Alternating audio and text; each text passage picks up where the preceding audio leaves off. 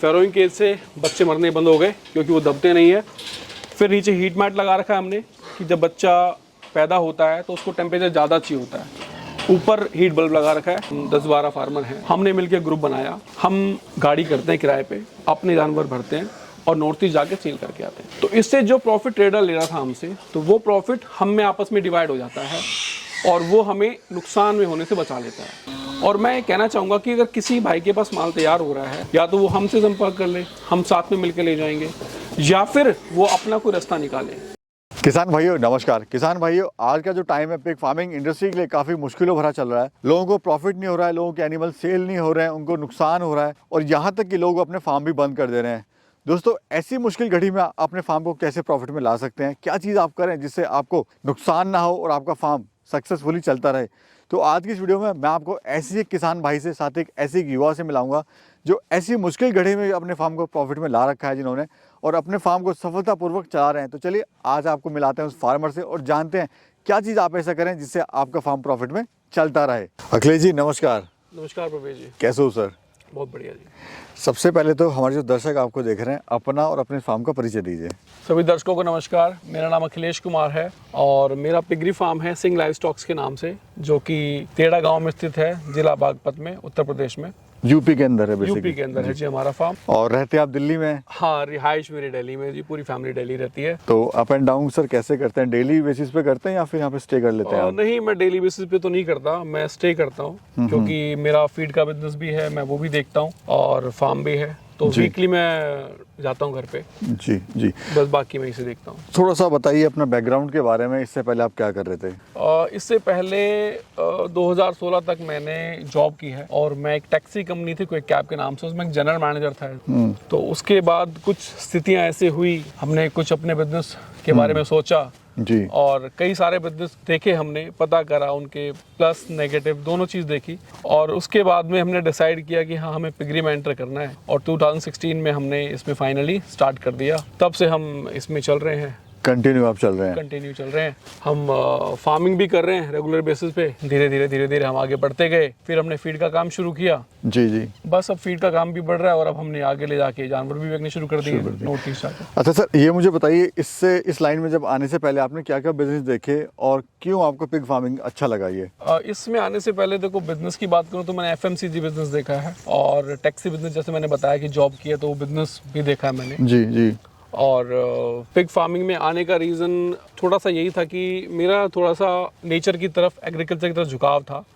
तो मैंने कई सारे बिजनेस में, जैसे बताया मैंने आपको, कि देखा, ढूंढा, तो मुझे पिग फार्मिंग ने थोड़ा सा फैसिनेट किया।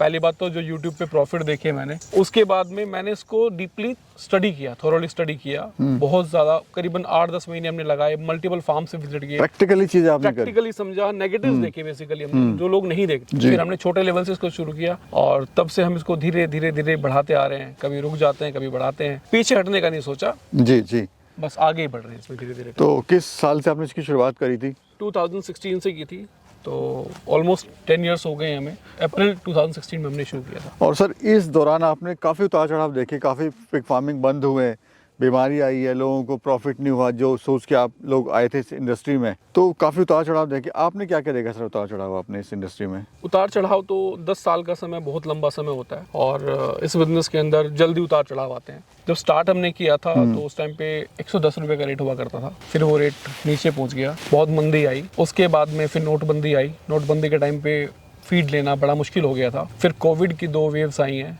उसके बाद में आया है। फिर कुछ दिन पहले ASF आया है, 2 साल पहले, तब फिर हुआ है।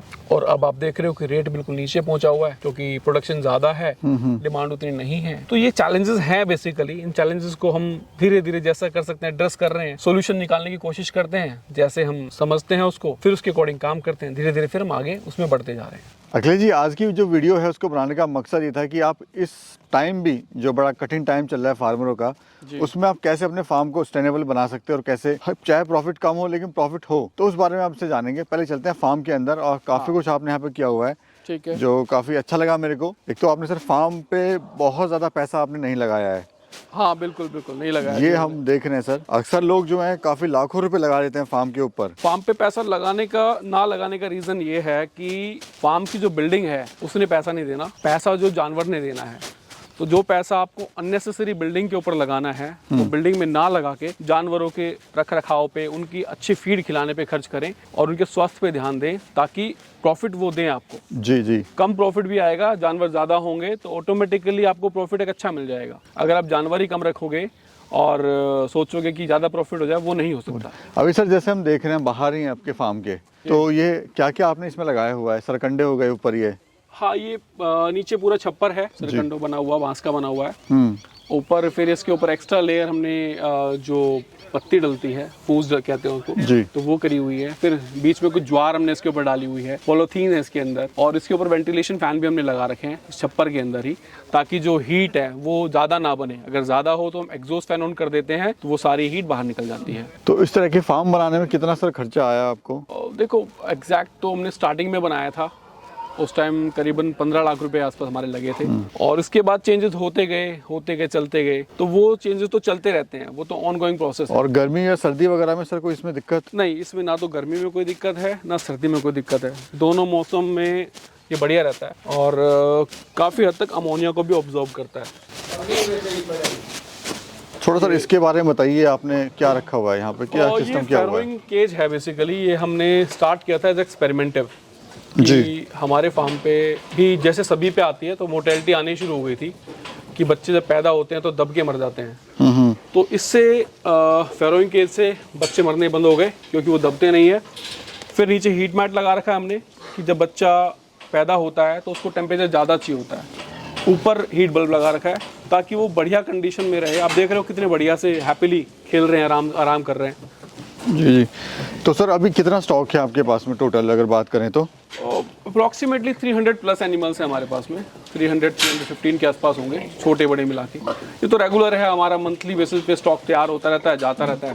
जैसे आज भी हमारे कुछ जानवर जाएंगे करीबन 40-45। जी जी। तो इसी तरह से रोटेशन बनता रहता है, नए आते रहते हैं, पुराने जाते रहते हैं जी। तो हर महीने का रोटेशन बना हुआ है। अच्छा अखिलेश जी, मुझे बताइए अभी पिग फार्मिंग का जो समय है बड़ा क्रिटिकल चल रहा है फार्मरों के लिए, तो इस बारे में आपका क्या कहना है और क्यों ऐसा चल रहा है सर? ये समय तो क्रिटिकल चल रहा है, बिल्कुल सही कह रहे हैं, क्योंकि जब प्रोडक्ट के रेट नहीं मिलेंगे तो वो समस्याएं हैं, कठिन समय है उस टाइम। इसके लिए कई चीज़ जिम्मेदार हैं। एक चीज़ जिम्मेदार इसके लिए है कि ओवर प्रोडक्शन, मतलब आप कह सकते हो कि जानवर ज़्यादा तैयार हो गया है और खपत कम है। कई सारे रीज़न है। पिछले साल जो रेट था उस रेट ने लोगों को फैसिनेट किया, लोग इस फार्मिंग के बिजनेस में आए। जो जॉब कर रहे हैं, अच्छी जॉब कर रहे हैं, गवर्नमेंट जॉब्स में ऑफिसर लेवल पे हैं, उन्होंने पार्ट टाइम में फार्म्स डाल दिए, प्रोडक्शन ज़्यादा हो गई। दूसरा, ASF का स्पाइक आ गया, ASF बहुत ज़्यादा बढ़ गया नॉर्थ ईस्ट के अंदर। तो उस ASF को बढ़ने की वजह से लोगों ने कंजप्शन कम कर दी। एग्जाम्पल ले सकते हो, जैसे कि हमारे यहाँ पे बर्ड फ्लू हो जाता है तो लोग चिकन और अंडे खाना बंद कर देते। तो वो सेम चीज़ हुई है कि वहाँ पे सप्लाई कम हो गई है और डिमांड कम हो गई है, सप्लाई ज़्यादा है हमारे पास। तो जब भी ये बैलेंस होगा किसी भी चीज़ में तो हमें रेट के मामले में समस्याएं आती हैं। हमने इससे बचने के लिए इसका हमने ये देखा है कि हमारा जानवर तैयार हो रहा है, हम व्यापारी को देते हैं, व्यापारी तो माल उठाएगा नहीं, हमें 15 दिन 10 दिन का टाइम लेता रहेगा, महीना भी कर देता है वो कई बार, और जब देगा तो पेमेंट नहीं मिलेगा टाइम से, पेमेंट के साथ में भाव अच्छा नहीं मिलेगा। तो इन सभी समस्याओं से जूझने के लिए हम कुछ फार्मर्स हैं, हम 10-12 फार्मर हैं, हमने मिलकर ग्रुप बनाया। हम गाड़ी करते हैं किराए पे, अपने जानवर भरते हैं और नॉर्थ ईस्ट जाके सेल करके आते हैं। तो इससे जो प्रॉफिट ट्रेडर ले रहा था हमसे, तो वो प्रॉफिट हम में आपस में डिवाइड हो जाता है और वो हमें नुकसान में होने से बचा लेता है। अभी हम कह नहीं सकते कि प्रॉफिट में है, ज़्यादा में, थोड़ा प्रॉफिट कमा रहे हैं, बट हम नुकसान में नहीं है, नुकसान में नहीं चल रहे। तो नुकसान से बचने का हमने ये समाधान निकाला है कि एटलीस्ट फार्म आप नहीं बंद कर रहे हैं। जैसे काफ़ी लोग फार्म बंद करके बैठ गए कि नुकसान हो गया, उनको प्रॉफिट नहीं हो रहा है, बट आपने एक बीच का रास्ता निकाला और सीधे कस्टमर तक आपने हिट किया। हाँ, बिल्कुल सही कह रहे हैं प्रवेश जी। देखो, फार्म बंद करना आसान डिसीजन नहीं होता। जो बंद भी करता है वो बहुत परेशान होकर बंद करता है, बहुत दुखी होकर। उसकी जब पूंजी लगता है सारी खत्म हो गई है, ट्रेडर्स उसको भाव नहीं दे रहे हैं, आगे का उसको पता नहीं होता। हम पुराने हो गए, हमें जानकारी है काफ़ी चीज़ों की, तो हम पीछे नहीं हट सकते। दूसरी बात, अगर हम बंद आज कर देंगे तो कल जो पैसा हमने लगाया हुआ है फार्म के अंदर, सारा पैसा जीरो हो जाएगा। माल बेचेंगे वो फ्री के भाव जाएगा। कठिन समय है, बट उस टाइम रुकना पड़ेगा ताकि आने वाले समय में हम इसका अच्छा प्रॉफिट ले सकें, अच्छा प्रॉफिट कमा सकें। तो ये तो आपने बड़ा अच्छा बताया सर सॉल्यूशन। जो हमारे पिग फार्मर जिनको नुकसान हो रहा है, वो 2-4 फार्मर मिलकर आपस में ऐसा स्टेप उठाएं तो वो भी प्रॉफिट में जा सकते हैं। हाँ बिल्कुल। हम जैसे मैंने आपको बताया कि हम 10-12 लोग हैं, 10-12 फार्मर हैं हम जो आपस में जुड़े हुए हैं, और मैं कहना चाहूँगा कि अगर किसी भाई के पास माल तैयार हो रहा है, या तो वो हमसे संपर्क कर ले, हम साथ में मिलकर ले जाएंगे, या फिर वो अपना कोई रास्ता निकाले। क्योंकि और दूसरी बात, क्योंकि देखो ट्रेडर काम कर रहा है, वो प्रॉफिट के लिए काम कर रहा है। मैं ये नहीं कहूँगा कि ट्रेडर बहुत पैसे कमा रहा है आज के टाइम में, वो भी सर्वाइव कर रहा है, लेकिन कुछ ना प्रॉफिट तो कमाएगा ना। जी जी जी, कुछ भी कमाएगा, मेहनत करेगा, वो लेके जाएगा, रिस्क पे जाएगा। तो रिस्क अगर हमारा है तो प्रॉफिट भी हमारा ही होगा, तो वो काम हम कर सकते हैं। जी। अच्छा सर, माल कैसे लेके जाते हो और कहाँ इसको आप सेल करते हो सर? कितने दिन में आप वहाँ पहुँचते हो? क्या एक शॉर्ट में बात करने की क्या पूरा प्रोसेस रहता है सर ये? हम नॉर्मली जो माल लेके जाते हैं, मेरठ और बागपत डिस्ट्रिक्ट से माल लोड करते हैं, और माल लोड करके हम नॉर्थ ईस्ट में लेके जाते हैं। शिलोंग कह सकते हो या आप बर्नीहाट कह लीजिए, वहाँ पे हम माल लेके जाते हैं। वहाँ पे ट्रेडर्स हैं जिनसे हमारी अच्छी बातचीत है, वहाँ पे माल बेच के आ जाते हैं अपना, हमारी पेमेंट्स आ जाती है, 10 दिन के अंदर हमारी पेमेंट आ जाती है। मतलब ये है कि किसी पे फिर डिपेंड नहीं है आपको कि महीना भर वेट करना पड़ेगा, ट्रेडर आएगा कोई फिर आप वो लेके जाएगा? हाँ, मैं आपको बताऊं, मैंने पिछले 6 महीने से किसी ट्रेडर से बात भी नहीं करी कि मेरा माल ले ले, क्योंकि हमें ज़रूरत ही नहीं है। हम 20 जानवर तैयार हैं, 20 चले गए, 30 तैयार हैं, 40 थे, जितने भी तैयार हैं हम लेके चले जाते हैं। और कोई बड़ी चीज़ नहीं है, स्टार्टिंग में लगता है प्रॉब्लम है, बट जैसे जैसे आगे बढ़ते हो आप तो रास्ते खुलते चले जाते हैं। जी। अभी सर खाने में आप इनको क्या क्या दे रहे हो? जो हम इनको देते हैं, जैसे मेरा फीड का बिजनेस भी है अपना, तो हम इनको एनिमल फीड ही देते हैं, जो बेसिकली बैलेंस फीड है, न्यूट्रिशन अच्छा होता है उसके अंदर। मैं किसी और तरह के वेस्टेज या बाकी चीज़ को सपोर्ट नहीं करता, क्योंकि उससे जानवर की हेल्थ ख़राब होती है और जानवर ग्रोथ नहीं लेके आता। फिर आदमी कहता है कि मुझे तो प्रॉफिट नहीं हुआ, मेरा तो जानवर बीमार हो गया, बीमारी फैल गई है, तो वो सब समस्याएं आती हैं। तो मेरी सलाह ये रहेगी सभी फार्मर से कि आप, अगर आपके बजट कम है तो काम छोटा कर लो, लेकिन काम वो करो जिसमें आपको समस्याएं ना आए, जानवर बीमार ना हो, ग्रोथ अच्छी लेके आए। पैसा खर्च करोगे तो ही पैसा निकल के आएगा, बिना खर्च करे पैसा निकल के नहीं आएगा। जी। अभी सर ये ब्रीड आपके पास कौन सी है, मुझे बताइए। जो मेरे पास ब्रीड है, ये आप कह सकते हो कि ये मिक्स है, बेसिकली लार्ज वाइट और लैंड रेस का मिक्स है, पर इसको हम लार्ज वाइट में कंसिडर करते हैं। मेरा फैटनिंग का काम है, जैसे मैं ब्रीडिंग में कोई जानवर नहीं सेल करता, तो फैटनिंग का काम है, उसके लिए मुझे हाइट और लेंथ चाहिए होती है। तो जानवर की हाइट और लेंथ अच्छी होगी तो ऑटोमेटिकली वो अच्छा वेट गेन करेगा और जल्दी वेट गेन करेगा और मुझे प्रॉफिट दे जाएगा। जी। अच्छा सर, ये हम देख रहे हैं सर, जैसे आपने एक तो वहाँ लगाया हुआ है, फेरिंग केज लगाया हुआ है, और दूसरा सर यहाँ भी बच्चे बड़े कंफर्ट में रह रहे हैं सर्दी में, और जिसने सर्दी में अपने बच्चे बचा लिए उसने एक तरह से अपने प्रॉफिट को बढ़ा लिया। बिल्कुल बिल्कुल तो इस सिस्टम जो है सर काम कैसे करता है, थोड़ा इसके बारे में समझाइए। और यहाँ पे तो मजबूरी थी हमारी कि हमने 2 ही फेरोइंग केज लगाए हुए हैं और डिलीवरी ज़्यादा होनी थी, तो जो फीमेल्स हैं ये हीट लैम्प की वजह से बच्चे भी कंफर्टेबल टेम्परेचर में रहते हैं और मादा भी कंफर्टेबल रहती है। अब आप देख रहे हो कि ये हैप्पी हैं, खुश हैं और ग्रोथ भी अच्छी चल रही है, तो ज़्यादा बढ़िया है कि इनको हम कंफर्ट पे काम करना है, फार्म की शेड पे पैसा ना लगा के जहाँ पे जरूरत है जानवर को उस पे पैसा लगा। राइट, क्योंकि सर अक्सर यही होता है, लोग प्लानिंग के साथ इस बिजनेस में नहीं आते हैं और पैसा जहाँ को लगाना चाहिए वहाँ पे नहीं लगाते हैं, और जहाँ लगाना चाहिए नहीं लगाना चाहिए वहाँ पे लगा देते हैं, और बाद में पैसे की बड़ी दिक्कत होती है, फार्म हो जाता है बंद। ये समस्या वही है ना कि इसको फार्म मैनेजमेंट कह सकते हो आप। हालांकि छोटा फार्म है मेरा, पुराना फार्म है, और मैंने इसकी शेड पे कुछ खर्च नहीं किया, खास खर्च नहीं किया, थोड़े बहुत चेंजेस होते रहते हैं। आप जैसे आपने देखा कि छप्पर बनाया है, ये कम खर्चे में बनाया है, लेकिन कंफर्ट बहुत ज़्यादा है उसका। हीट लैंप्स हैं, हीट मैट्स लगाए हुए हैं, फेरोइंग केज हैं, तो ये सब इनकी कंफर्ट के लिए लगाए हैं। अगर इनको मिलेगा, कंफर्टेबल रहेंगे तो जल्दी ग्रोथ करके आएंगे। जी। अच्छा सर, अभी अपने पास कितने केजीज यहाँ पर बनाए हुए आपने बाड़े इसमें हमारे अप्रॉक्सीमेटली 30-35 बाड़े होंगे, सारा मिलाएंगे तो, पीछे का, साइड का। जैसे अब मैं दिखाना चाहूँगा आपको, हमने फीडर्स लगा रखे हैं, तो जो फीडर है इसके अंदर हम फीड डाल देते हैं, करीबन 5 बैग्स 50 किलो वाले इसमें फीडर में आ जाते हैं एक बार में जी। फिर ये जब इनका मन होता है उठते हैं, खाते हैं, फिर सो जाते हैं। तो इसी तरह से इनको भी कंफर्ट दिया हुआ है कि जितनी इनको जरूरत उतना खाएं, और जब जरूरत नहीं है फिर आराम करें अपना। आप देख रहे हो सारे जानवर जो हैं वो आराम से खा के सो रहे हैं जी। इनको कोई टेंशन नहीं किसी चीज़ की। अच्छा अखिलेश जी, मुझे बताइए, जैसे आपने जब आप जॉब कर रहे थे जी, तो कभी आपने सोचा था कि मैं इस लेवल तक पहुंच पाऊंगा और इस पिग फार्मिंग के अंदर मैं नई चीज़ें मैं करूंगा? जैसे आप फीडिंग पे भी काम कर रहे हैं, आप फार्म भी चला रहे हैं, आपकी और भी प्लानिंग है, तो कभी सोचा था आपने कि इस बिज़नेस से मैं यहाँ तक पहुँच पाऊँगा?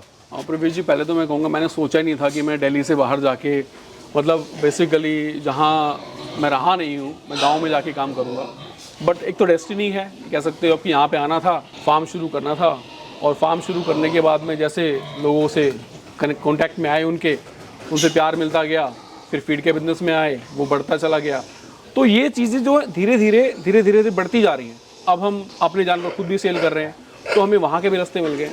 तो ये है कि हम धीरे धीरे बढ़ते जा रहे हैं, और ये प्यार मोहब्बत जो लोगों का मिल रहा है, इसके लिए मैं बहुत बहुत आभारी हूँ सभी का। एक चीज़ मुझे बड़ी अच्छी लगी आपसे कि आपने कहा कि अगर कोई फार्मर मेरे को एनिमल देना चाहता है तो दे सकता है। मतलब जो लोग परेशान हैं उसके लिए एक तरह से काफ़ी अच्छा एक जरिया रहेगा अपने बिजनेस को आगे बढ़ाने का, क्योंकि लोगों के एनिमल नहीं बिक पा रहे हैं सर। बिल्कुल सही कह रहे हैं आप। लोगों के एनिमल नहीं बिक रहे हैं, वो परेशान हैं। इसका फ़ायदा भी ट्रेडर्स लोग उठाते हैं, और कह सकते हो कि जिस काम में बिचौलिए होंगे तो दिक्कत होगी। हमें साथ भी दिया उन ट्रेडर्स ने, उन्हीं ने माल हमारा बेचा है। लेकिन जैसे मैंने कहा कि हमें आगे बढ़ना पड़ेगा। अगर हमें फार्मिंग करनी है, अगर अपने जानवर को हम खुद नहीं बेच के आ सकते, तो हम उस बिजनेस को ना करें। फाइनल प्रोडक्ट की सेल जब तक हमारे हाथ में नहीं है, हमारे हाथ में कुछ नहीं है। हम औरों के लिए काम कर रहे हैं। तो जैसे मैंने कहा कि आपने पूछा कि जानवर हमें दे सकता है, हम खरीदेंगे नहीं जानवर, क्योंकि हम खरीदेंगे तो हम व्यापारी बन गए।